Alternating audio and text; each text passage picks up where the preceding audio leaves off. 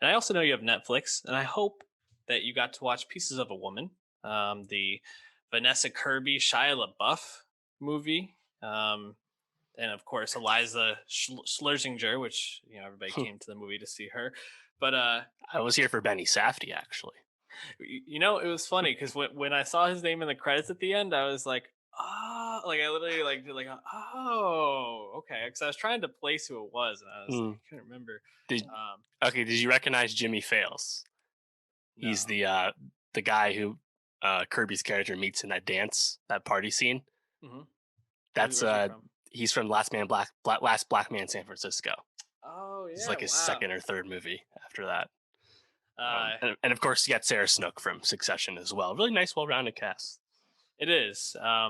It's directed by Cornell Mundruxo, I Yep. believe it's pronounced, and executive producer Martin Scorsese is probably the big name that you'll see attached to this. But um, yeah, this is a movie where Vanessa Kirby's character Martha and Shia LaBeouf's character Sean are having a baby at the beginning of the movie.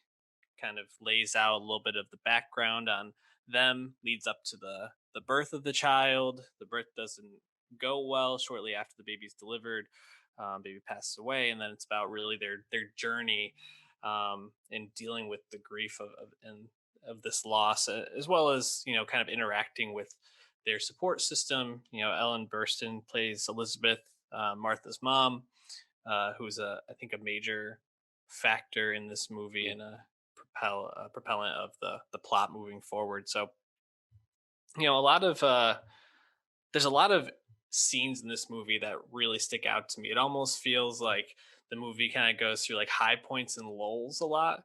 Um, but again, similar to the movie we just talked about, One Night in Miami, I think you get two to three top tier performances here. I think we would say that we're Vanessa Kirby stands here after the last Mission Impossible movie and her standout role in that. Yep. I thought she was great. What did you think of her in the role as Martha? Yeah, really great. I think you have to think like as far as movies go, this is her first like really big starring role. Let me show off the chops kind of movie Hmm. because like got the Emmy nom from The Crown, being the first Princess Margaret on that, and then movies obviously huge revelation in Mission Impossible Fallout as the White Widow, and basically runs that back for Hobbs and Shaw. But those are supporting roles in blockbusters.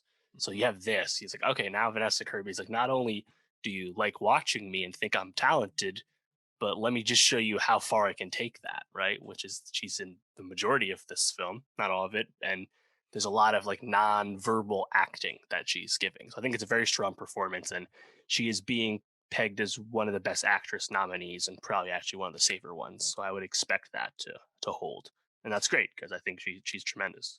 Yeah, I saw one criticism online that this movie, for being named Pieces of a Woman, doesn't actually like tell you much about who Martha is until like the very, very end. Like we know she's in some sort of like marketing role, but we don't really know Mm. exactly what she does. We never really know how she's feeling prior to the birth. I think you get a sense that her and Shy are in a pretty good place, but you don't really hear a lot of like, is she excited about it? Is she not? And then the rest of the performance is pretty muted. Like she's really kind of sunken into herself with grief and I think inability to really process that grief until the court scene at the end. What do you think about that criticism? Do you feel like you really get to know Martha as a character throughout the movie? Well, I think that kind of goes into criticism of the movie. Like I like the movie. I think the movie's good. I don't think it's amazing though, and I think that goes with really the whole middle of the movie and actually kind of the ending too, where there's just a bit of a heavy-handedness to the symbolism, notably the bridge Hmm. and the apple seeds, the apples. And I was like, yeah, I feel like I kind of just like saw this coming because like what at the end when you get that courtroom scene, I'm like, okay, there's no way this movie's doing a courtroom scene. Like we just saw some really good courtroom scenes this year in Mangrove and Trial of Chicago 7. Like that's not what Pieces of Woman is. So you kind of saw the way it was gonna go as soon as that scene starts, and to me that just kind of like felt like it was from a different film. They kind of like didn't. I don't know. I feel like they kind of like they kind of skip some steps where it's like I understand. Yeah, she there's some existential dread. She's just having a difficult time processing, as you assume anyone who's felt this way would. And Hmm. from what we know, uh, Mandruxo and Kata Weber, who wrote the film, this is kind of autobiographical, Yeah. vaguely, from what we know. And I understand that, like that sentiment. That sentiment's clear early, and then I kind of think we just spin our wheels a little bit. Like I think if anything, it's like when you have them lash out at each other when the family all gathers at Ellen Burstyn's house, I believe it is. Like Hmm. that I think that's where like, you really get like kind of like the themes and the viewpoints kind of coming out. But everything else, where it's like you kind of just watching Martha stroll and like look out the window, and like there's a lot of times where she's not saying a whole lot. Hmm. So yeah, I don't know. Like I don't know if I necessarily needed like a ton more characterization, but I think the movie itself kind of just meanders to the next like big scene. Yeah, and I think the scene you mentioned, the scene with her and Ellen Burstyn in Elizabeth's house, and how she comes to kind of challenge Martha to like face what's going on instead of just trying to like move through life and not really try to process this grief. And she tells a story about um, how when she was a child, her father went into the slums in Nazi Germany, and her mom was like hiding under floorboards to keep her quiet, and Right. was almost going to have to like give her up at the doctor's suggestion, and then she kind of pulls through. And I agree. I think like sometimes like the symbolism in the movie is a little bit too on the nose, or too like in your face. Like even in the that same scene, or when Shia LaBeouf's outside and that like lone dog walks up and just kind of like sits there, it's kind of like, oh, okay, I get it. Like he's like getting ready to like leave and go off on his own. Like he's like totally apart. Like it just feels like there's certain things that kind of come across. But I did really find the first like 30 to 40 minutes of the movie really, really compelling. And I think I'm trying to like put my finger on exactly what it was about that worked so well, because obviously like the burst scene is incredibly intense and hard to watch. 30 minutes, one take. It's like that's the cold open. Like it's very very drawn out. Yeah. Yeah, and Vanessa Kirby and Shia LaBeouf are acting their asses off in that scene, and I found it hard to look away, but also hard to watch at certain moments, especially once you can tell things are not going in such a good direction.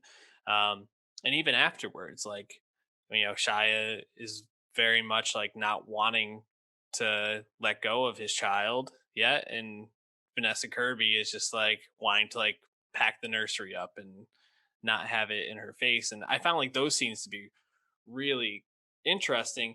And then it just kind of like becomes a bit of a dud. I think like the second Shia like goes to see Sarah Snook as the lawyer, it's kind of like, all right, now I'm a little bit out on this. Yeah. I think there's too much Shia.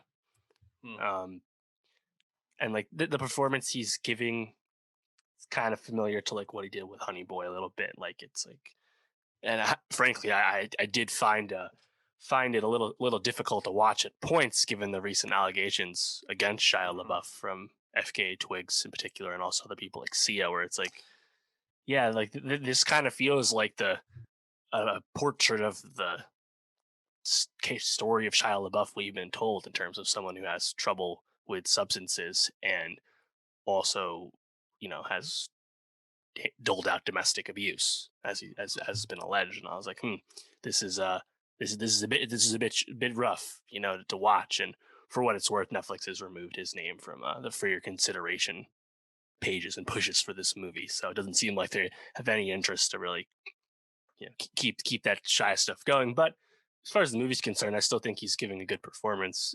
But it's almost too much. Like I think the time spent, like the detour of we see Shia LaBeouf is uh, falling out of sobriety. That's one thing, but like he also is having an affair with Sarah Snook, just kind of off the cuff. Like that didn't feel like that went anywhere at all.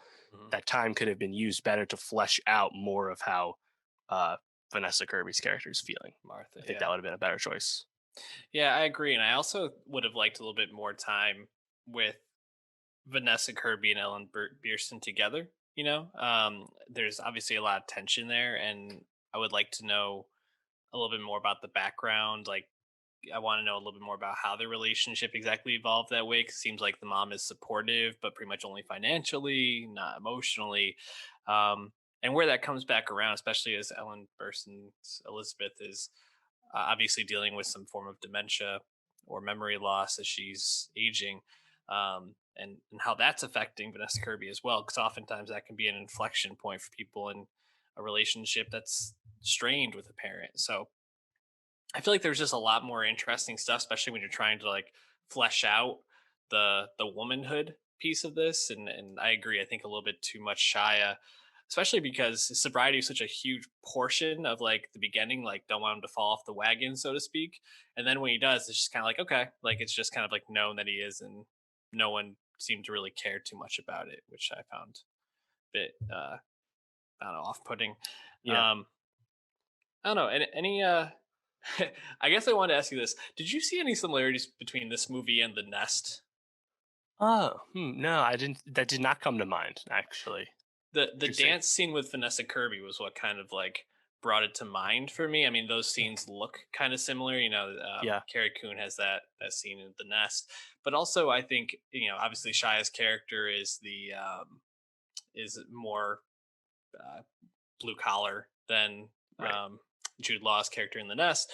But I think they both kind of are like these two people living like or who have these huge lies that they're hiding from the people around them Yeah. and not really able to face it in a sense. Mhm. But I don't know, just saw Yeah. drawing those comparisons. Overall, I just kind of wish it was more cerebral movie than it ended up being because, as I mentioned with the courtroom scene, like the whole thing about like the suit against the midwife, I thought Molly Parker was pretty good, Hmm. especially in that first scene.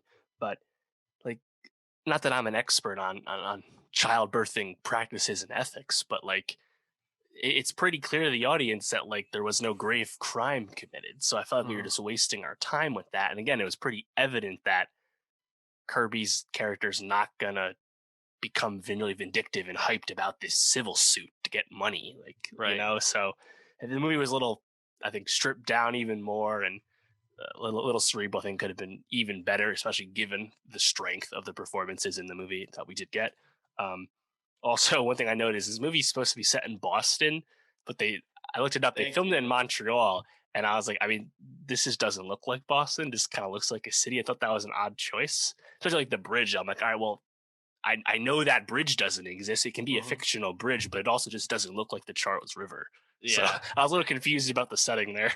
Me too. It was funny because I was watching with my partner Julianne, and I was like, "Where is this taking place?" She's like, "It's Boston." I was like, "This is not Boston." And then she's like, "Oh, I'll set it on the ambulance." Blah blah Right, and the blah. cab too. It said it. That's Yeah, about all you get. and then at the end, like the guy in the court scene, like the court clerk has like the heaviest Boston accent ever, and I was like, "Oh, okay, so we finally get like one Boston accent in this movie," but it was just so random and Yeah. I don't know, kind of funny. But Uh, Actually, I on that note, there's a Netflix movie filming in Boston right now with Leo and Leonardo DiCaprio and Jennifer Lawrence. And that this is a movie where it's filming in Boston, but it's actually the movie set in New York City, and they booked they moved mailed in New York City yellow cabs to make it authentically New York, but they're doing it in Boston. Just weird stuff. Film production sometimes. boy, well, check Pieces of a Woman out on Netflix. I think it's still worth your time, even if Yeah. it's not a perfect Yeah. movie. Kirby and perhaps Burston as well seem to be on the track for nominations.